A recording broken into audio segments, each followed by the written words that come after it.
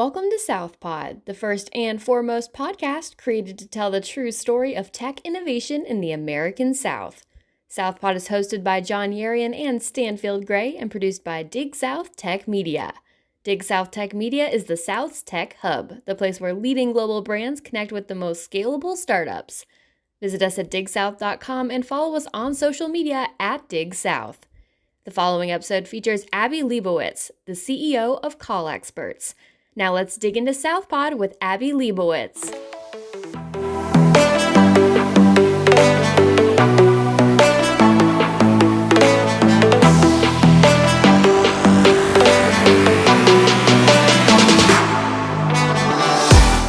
Hello and welcome back to SouthPod, Rise of a Region. I am your host, Stanfield Gray. Today we have on SouthPod Abby Leibowitz, CEO of Call Experts, headquartered in Charleston, South Carolina. Call Experts has 200 employees and does more than $8.8 million in annual recurring revenues. Abby's area of expertise include customer experience and customer journey mapping, call centers, outsourcing, scaling, and personnel management.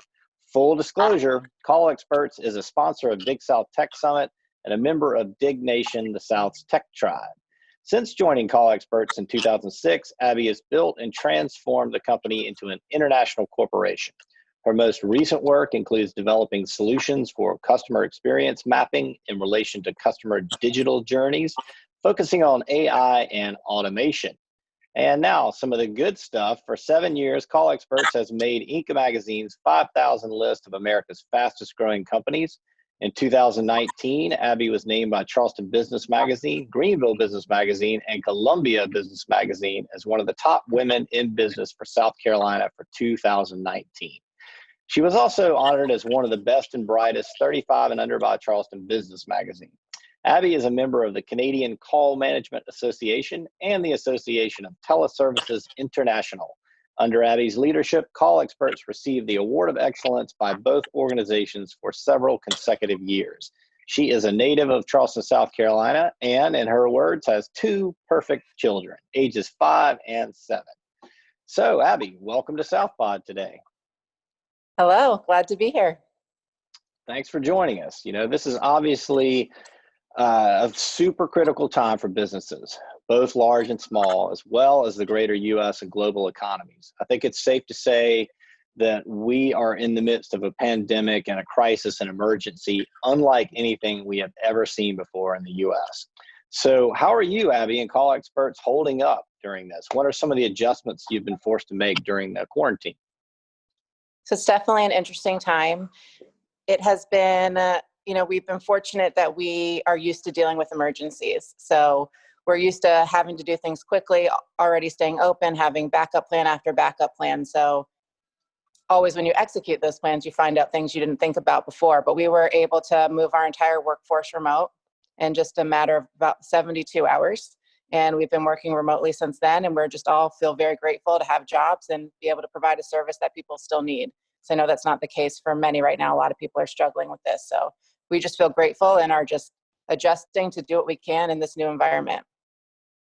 Well, that's a very swift pivot. And let's back up for 1 second and just tell our viewers and listeners, describe your company a little bit and tell us what a typical client or customer looks like before we dive into the other adjustments.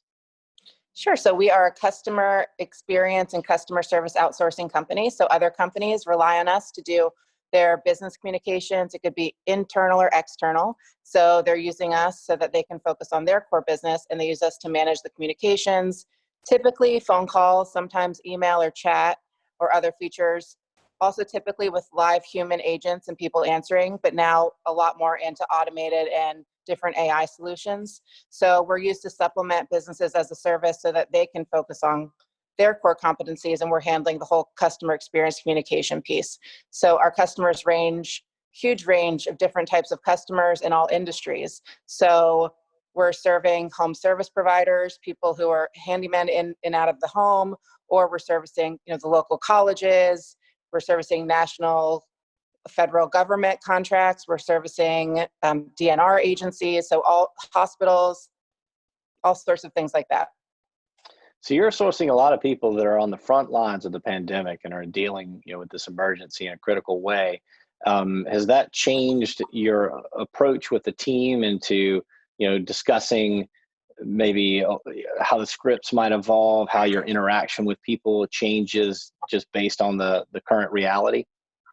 Sure. So our team has been able to take a pulse on what people are doing during this. So what's been really interesting is that a lot of people weren't really prepared. They didn't know what to do, was the general sense. You think something like this will happen, but then when it does, they just were sort of waiting and saying, well, I'm not sure yet, just stay with us. And they seemed surprised that we would stay open and still be here when they asked. They kept saying, so you're going to still be there when we need to close or we need to change, right? And we're like, of course, that's what we do. That's what we promise to do. We will be here. And our messaging with the team has been, it's our job to make it as simple as possible for them, as easy as possible, and keep moving. So people are changing every day. So we're just staying really flexible. We're suggesting to them when they're not sure what other like companies are doing that they may want to consider. We're using their money more efficiently as we can. We're saying like, hey, you know what, right now it's going to be really important for you to capture people who want to do new business with you and want to stay a customer with you. So let's make sure to get those calls first, and let's make sure that you're going to see as much value as you can from the service, because we know expenses are tight. A lot of people, when they're laying off staff, they need to send even more calls to us. So it's been a whole range of different things happening at each moment. So you've been on the show before. You were a guest on, I think, one of our first 3 or 4 guests on South Pod a couple of years ago. And at that time, we talked a little about a typical day at the office, about your group meetings, some one-on-one video huddles, reviewing reports. What has changed right now? How is that different, and how are you managing remote teams and keeping everyone engaged and basically on the same page of the playbook? So a lot of communication. So we have a lot of dashboards and monitoring tools. We can see what agents are doing in different call states. We use, and they're not paying me to say this at all, but we use Slack a lot. So for our messaging, we're doing that. We use a lot of Zoom conference videoing. We check in every day in that way. We have different teams doing quick one-on-one. So we're really just communicating a lot. The whole team has been really amazing through this transition. The attitudes have been really great. You can see that everyone's appreciative that we can be of service at this time. So we don't have to sit twiddling our thumbs waiting. We're just able to jump into action. So a lot of it now is a lot of video meetings, a lot of chatting, a lot of watching the board, a lot of, hey, I'm freezing. Can you help me with this issue? Our IT staff has been the one who's, been working very, very hard to make sure everybody's up and has smooth connections. It's been a really great team effort. It's obvious that you're being very proactive. You're diving in. You're not waiting to be reactive. Do you have some advice for other companies out there in terms of maybe how to shift that strategy quickly? Just maybe 1 or 2 things they could do or think differently about? Sure. So we were very proactive with communicating with our customers and starting to ask them as soon as, it was about 3 weeks ago, what they plan to do. And we just kept asking and said, just keep us updated with what you're doing. And a lot of people, we felt they would hesitate without knowing their exact plan and not want to tell us anything. So instead, we just said, just anything you're thinking may or may not happen. Just let us know. You can tell us again and again. It's not final. It's not firm. Just keep us updated so we can plan. And we did that. And then we also made sure that we had a series of suggestions available to them so they wouldn't struggle with wording or the different options that they could use. So just really being ready. They're making so many other decisions. If you're providing an essential business service for someone, they're already going to and outsourcing their expertise. I feel it's our duty to say, okay, well, here's what we already know is best practice from our experience. You don't have to worry about it. We'll handle this part. Go back to doing what you need to do to make sure your business survives this. We'll tell you. So already having prepared the suggested scripts that they should say, proactively saying like, hey, you know what, call volume's higher. Why don't we tell your callers and manage their expectations? So anything proactive that you can handle for them, I would suggest that you do. And as call experts, it's in your name. So that is the expertise you're providing and diving right in. We asked one of the fun questions about your idea of perfect technology, and you said something simple and intuitive that provides obvious value. But right now, are you rethinking some of the tools that you're currently using? And is this crisis sparking new ideas for your IT team in terms of, man, we really should be adopting this, or we should improve our lighting on Zoom meetings, or is it causing you guys to rethink the technology that you currently use? So I'm a person who plans in advance. So I'm already ready to say things like, hey, so depending on how long this lasts, we should already go ahead and do this. But I'm having to be careful to not put too much on everyone as they adjust to what's a very different lifestyle. A lot of people at home with kids learning how to provide schooling that they don't realize they didn't have the skills to do. All of these things people are dealing with. So I'm taking like a hands-off approach and let's observe and see before we jump in and do something that we're not sure yet will be the new way, instead of adding more projects to what they're doing. But right now we're really saying, hey, you know what, let's see how this goes. When we set up all these emergency functions, we never thought that they would last so long. We're used to, even in Charleston last year, what we had, snowstorm, hurricane, we're used to that, but not used to something that lasts this long. But usually the disasters we deal with have a weather component where systems could go down. This one actually hasn't had as much of that, besides maybe some bandwidth questions. So we really are just saying, hey, maybe we want to move to even more cloud-based things. Maybe we want to move to even more video, and just enhancing what we're already doing and making sure that we're not using trial versions and real versions of things, since we'll need them longer. But besides that, we want to wait and see what best practices are before we actually change anything. The team's been really great and flexible. Right. In this case, there's no real clear time horizon on COVID-19. How long is this crisis going to last? Is it going to roll through multiple cycles? What is it going to do to the economy? So it's not like a hurricane where it hits and it's gone and it passes. Right. You can plan around that. Are you seeing anything in the data, in the responses you're getting from people that's an interesting signal in all the noise? And this is sort of a two-part question. I know you dove into artificial intelligence a couple of years ago, machine learning. Are you thinking more deeply about that? Is that, where is that going with regard to call experts? Sure. So in terms of the first question was about whether what we're seeing from the data from what customers are doing. That's like what we predict from this. So at first there was a lot of noise, a lot of what are we going to do? Our services closing. So we saw a lot of questions, a lot of panic.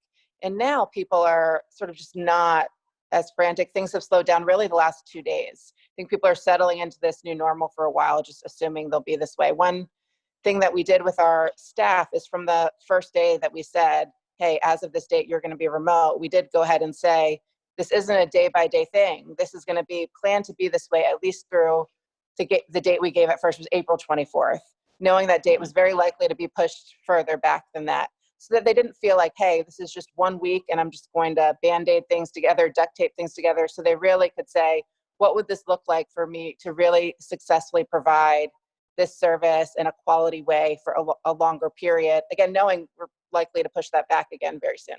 So I'm glad that we did that, so they didn't think of it just as a Band-Aid. I think that's helped people really adjust and settle into this. And what we're seeing, I think, is just a decrease just in transactions. Just people are not doing things. They're not doing business things. So that's starting to slow down.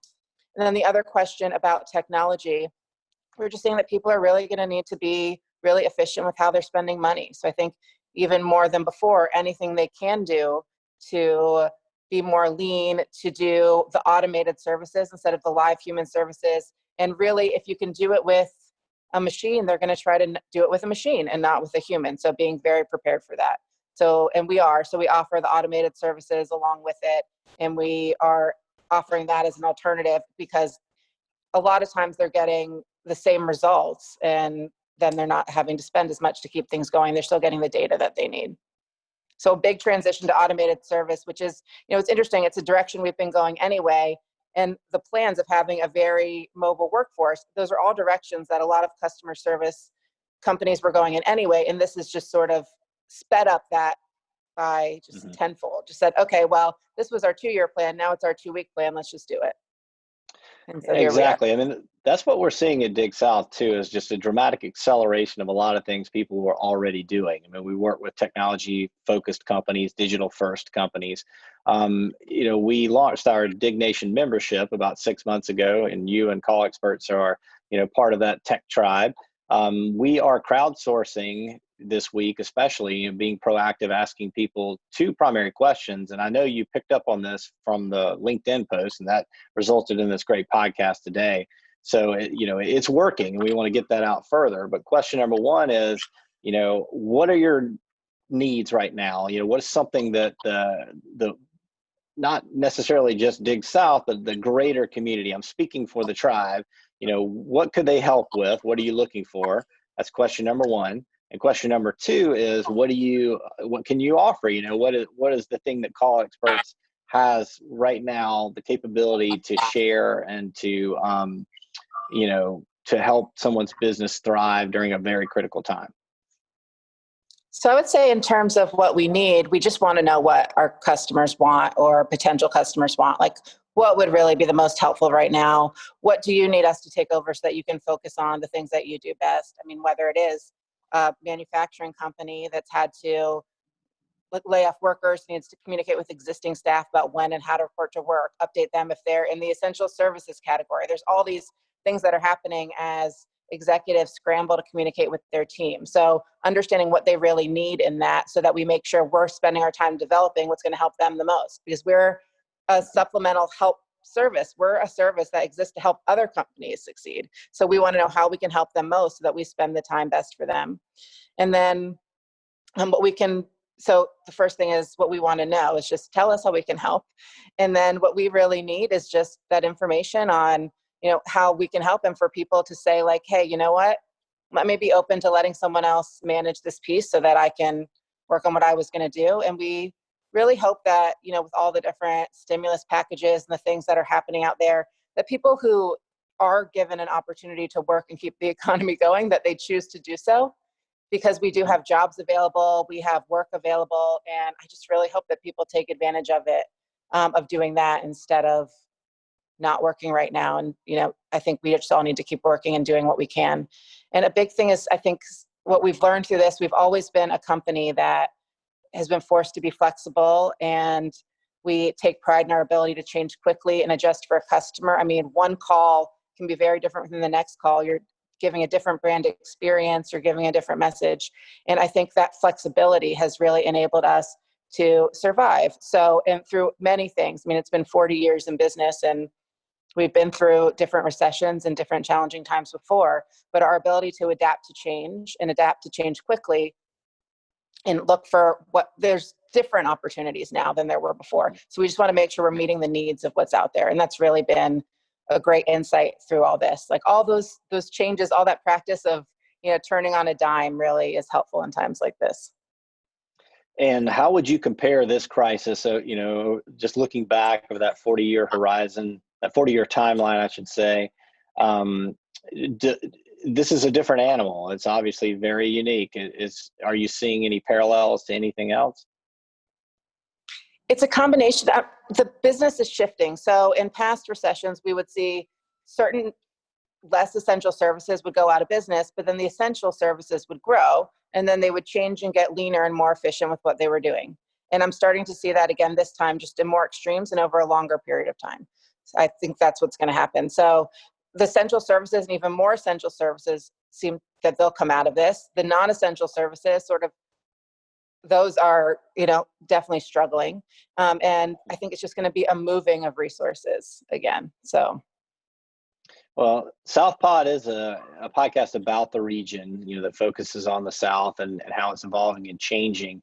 It may be, you may be too deep in this and maybe far too early to notice any different trends, but are you right now seeing any kind of responses or reactions different from places like New York, that's a hot zone, some other areas of the country, versus what you're seeing within the region itself where you're headquartered? No, what's really interesting is that people are very patient and kind right now. And maybe that's a silver lining in some of this too. There's a collective sense of we're all in this. And people from our clients who are in the middle of New York City are responding very similarly to a client here in town too. So just saying, hey, can you help us with this? Surprised that we can help as quickly as we can, are extremely grateful, and are just saying like, hey, we're taking this day by day. Most people really day by day. That's exactly what we're seeing too. People are being very thoughtful and kind and understanding. And as long as we keep communicating and staying in touch, we'll all work through this together. One of the fun questions we usually like to ask people is, which talent or superpower would you most like to have? Now, obviously, that's taken on a whole new meaning and a whole new context right now. It's very different than maybe last summer we might have looked at some Marvel character and who knows what the response would be. But today, if you had a superpower, what would that look like, Abby? I guess the superpowers now are going to be the doctors and researchers and the people who are producing things to keep us safe and getting them to market, right? So, and there's an entrepreneurial spirit in that too. And there's an entrepreneurial spirit that says, let's create a solution. There's a solution for everything, and we're going to keep moving forward as the human race, right? Like there's opportunity in everything that we do. It's how we choose to look at it. So the superheroes are the people who are solving the problems, who aren't getting sort of paralyzed by fear in this, and saying instead, like, okay, well, things are going to change, things are going to shift. Change is a constant. Change is the one thing that we can guarantee. Things will always change. Let's not take that for granted, and let's just keep moving. So maybe it like change is Power Girl would be the superhero right now. Change is Power Girl. Keep moving. I love it. That's a great title. Yeah, I know. I mean, they are on the front lines, and we, are thinking a lot more about what does it mean to use technology to face an existential threat? How do you address things in a meaningful way and get to what is essential and let the frivolous stuff go. Frivolous can be fun. It's fine, but there is a time and place for all of it.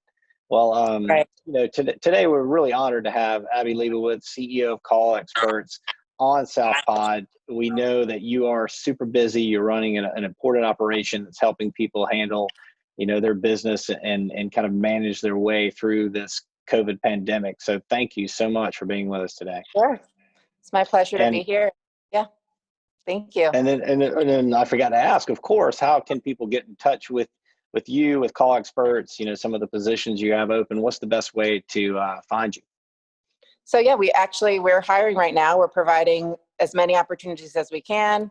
We are onboarding, hiring within the next couple weeks, even doing interviews as of today, everything virtual, of course. So properly practicing our social distancing. So you can go to our website, which is www.callexperts.com, and click on careers. You can apply there, or you can always email employment@callexperts.com, and we can set up video interviews and take it from there.